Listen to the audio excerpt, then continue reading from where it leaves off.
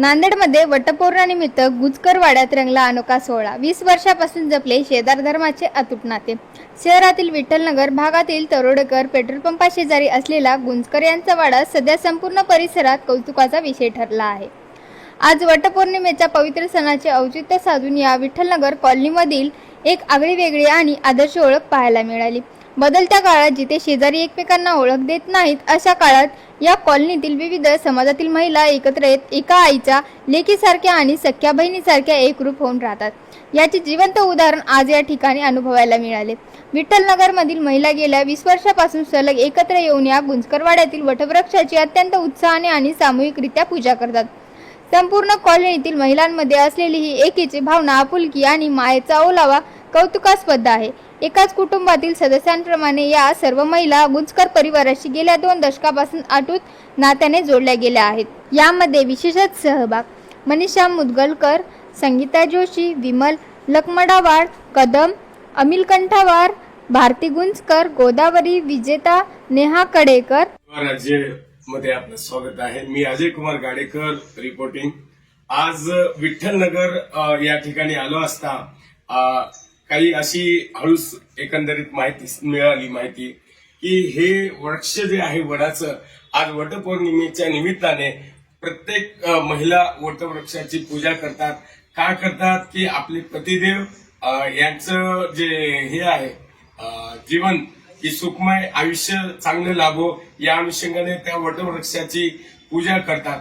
पण ह्या गुंजकर ताई जे आहेत, एकंदरीत मॅडमकडे आलोय आणि माहिती अशी मिळाली की हे वटवृक्ष हल्ली 20 वर्ष या ठिकाणी लावलेलं आहे एका या घरामध्ये, आणि ह्या महिला सातत्याने 20 वर्ष झाली या ठिकाणी सगळ्या महिला पूजेसाठी येतात। म्हणजे ह्या ठिकाणी महिलेचं एकीचं बळ आणि एकरूपता।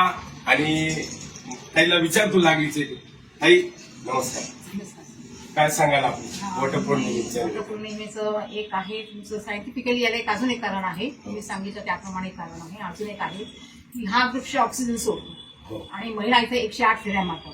त्या 108 फेऱ्यांनी त्यांचं एक आरोग्य चांगलं व्हावं हा त्याच्या पाठीमागचा सुद्धा एक हेतू आहे। आणि मला नाही का सगळ्यांनी एकी करून राहायला मला फार आवडतं, तर त्यांनी एकत्र यावं, पूजा करावी किंवा कुठलाही कार्यक्रम असो एकत्रित येऊन केलं ना की त्याची एक प्रचिती चांगली होते, एकमेकांसमोर चर्चा होते, कुठं कमी जास्त काही झालं तर एकमेकांना सांगू शकतो आपण। बस, बाकी आम्हाला काही सांगायचं नाही। आणि हे वृक्ष असंच वाढत राहून सगळ्यांनी आम्ही एकत्र नेहमीच येत राहू।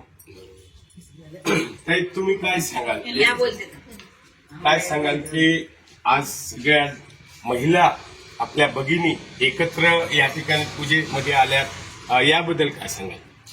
नमस्कार, मी मनीषा मुदगलकर। सर्वांना वटपौर्णिमेच्या मंगलमय शुभेच्छा। आणि ह्या वृक्षाबद्दल सांगायचं म्हणजे गुंजकर वहिनीने हा वृक्ष 20 वर्षापूर्वी लावला। आमच्या कॉलनीतल्यांना तर याचा फायदा होतोच। एक म्हणजे बायका पाणी घेऊन जातात वडाला तर चप्पल घालत नाहीत, त्यामुळे लांबच्या वडाला गेलं तर पाय पोळतात। हा कसा आम्हाला कॉलनीतल्या कॉलनीत आहे, ती खूप छान सोय गुंजकर वहिनीने केली। आणि सगळ्यात मोठा ह्याचा फायदा आम्हाला कोरोनामध्ये झाला। कोरोनामध्ये कोणी बाहेर जात नव्हतं, वटपौर्णिमा आली त्याच्यात, तर सगळ्यांना पूजा केली तर मनाला कसं समाधान भेटते। तर ह्याच्यामुळे आम्हाला आमच्या घरच्यांनी पण आम्हाला परवानगी दिली की जवळचा वटवृक्ष असेल तिथे जा। तर आम्ही या झाडाला म्हणजे खूप वर्षापासून आम्ही पूजा करतोय। तामसा येथील प्रियमशी जिल्हा परिषद शाळेला कचरा आगाराची सोड, कर्मचारी असूनही परिसरात घाणीचे साम्राज्य। सरकारकडून सुंदर शाळा, स्वच्छ शाळा अशा मोठ्या घोषणा दिल्या जात असल्या तरी प्रत्यक्ष जमिनीवर मात्र अतिशय धक्कादायक आणि विदारक वास्तव पाहायला मिळत आहे। तामसा शहरातील अत्यंत नामांकित आणि प्रतिष्ठेची समजली जाणारी प्रियमशी जिल्हा परिषद हायस्कूल तामसा ही शाळा सध्या प्रशासनाच्या आणि कर्मचाऱ्यांच्या निष्काळजीपणामुळे कचऱ्याचे आगार बनली आहे। शाळेच्या मुख्य प्रवेशद्वारातून आत पाऊल टाकलास की विद्यार्थ्यांच्या स्वागताऐवजी प्लास्टिकच्या पिशव्या, कागदाचे कपटे आणि ठिकठिकाणी पसरलेल्या अस्वच्छतेचे दर्शन घडते।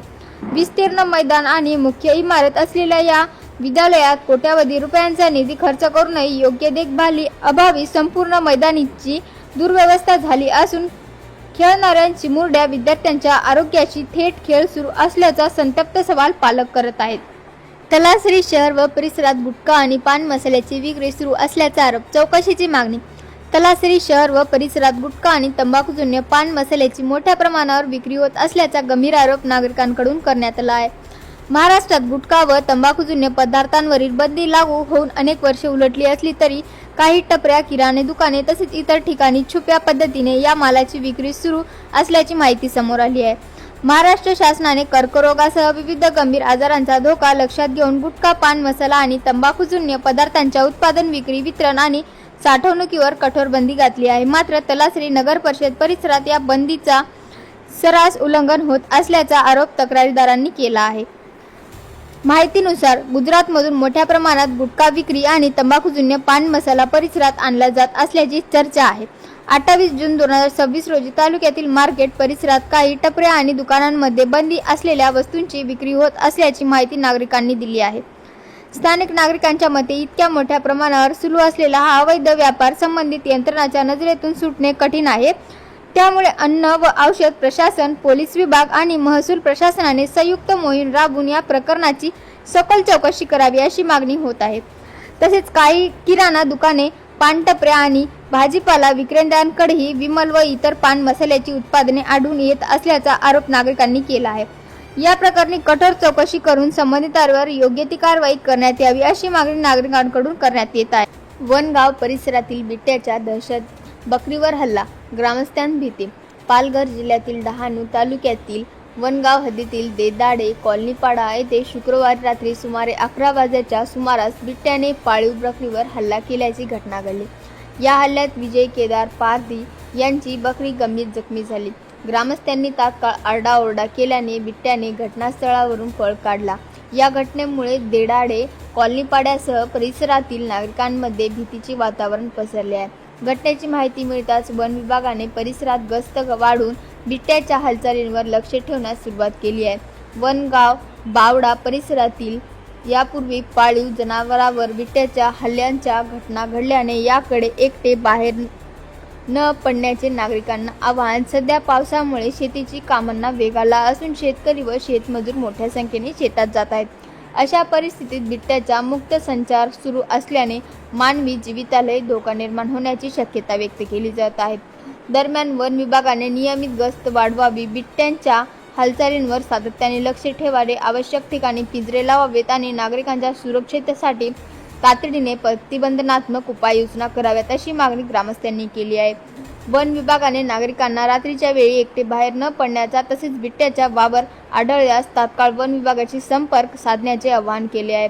भागात वावर बिबट्याच्या वाढल्याची चिंता ग्रामस्थांकडून व्यक्त केली जात आहे. नांदेड जिल्ह्यात दिव्यांग बांधवांसाठी मोफत कृत्रिम अवयव वितरण शिबिराचे आयोजन. भोकर येथे ऑन द स्पॉट मोजमाप व वितरण. महाराष्ट्र शासनाच्या दिव्यांग कल्याण विभाग अंतर्गत सहाय्यक आयुक्त दिव्यांग समीकरण कार्यालय नांदेड यांच्या वतीने अस्थिव्यंग दिव्यांग व्यक्तीसाठी एका विशेष कृत्रिम अवयव वितरण शिबिराचे आयोजन करण्यात आले आहे. हे शिबिर SR ट्रस्ट मध्य प्रदेश आणि एलिमुको मुंबई यांच्या संयुक्त विद्यमाने आयोजित केले असून यामध्ये पात्र दिव्यांगांना ऑन द स्पॉट मोजमाप करून तात्काळ साहित्याचे वितरण केले जाणार आहे. हे शिबिर आज 29 जून 2026 सोमवार रोजी सकाळी 10 वाजता ते संध्याकाळी 6 वाजेपर्यंत पंचायत समिती भोकर, तालुका भोकर, जिल्हा नांदेड येथे पार पडत आहे. या कल्याणकारी शिबिरांमध्ये अस्थिव्यंग दिव्यांगांसाठी अत्यंत उपयुक्त असलेले साहित्य मोफत उपलब्ध करून दिले जाणार आहेत. यामध्ये प्रामुख्याने गुडघ्याच्या खाली व वरती असलेले कृत्रिम पाय, मनगट किंवा कोपऱ्यापासून कट झालेल्या हातांसाठी कृत्रिम हात, पायाचे स्लिम प्लास्टिक पट्ट्या, कॅलिपर्स आणि दैनंदिन वापरासाठी दर्जेदार स्पोर्ट बूट यांचा समावेश आहे. या सुविधाचा लाभ घेण्यासाठी येताना लाभार्थ्यांनी आपली आवश्यक कागदपत्रे सोबत आणणे अनिवार्य आहे. यामध्ये आधार कार्ड, रेशन कार्ड, वैद्यकीय प्रमाणपत्र आणि UDID कार्ड या कागदपत्रांचा समावेश आहे. हे शिबिर फक्त अस्थिव्यंग दिव्यांग व्यक्तीसाठी असून जास्तीत जास्त गरजू बांधवांनी या सुवर्ण संधीचा लाभ घ्यावा असे आवाहन आयोजकांतर्फे करण्यात आले आहे.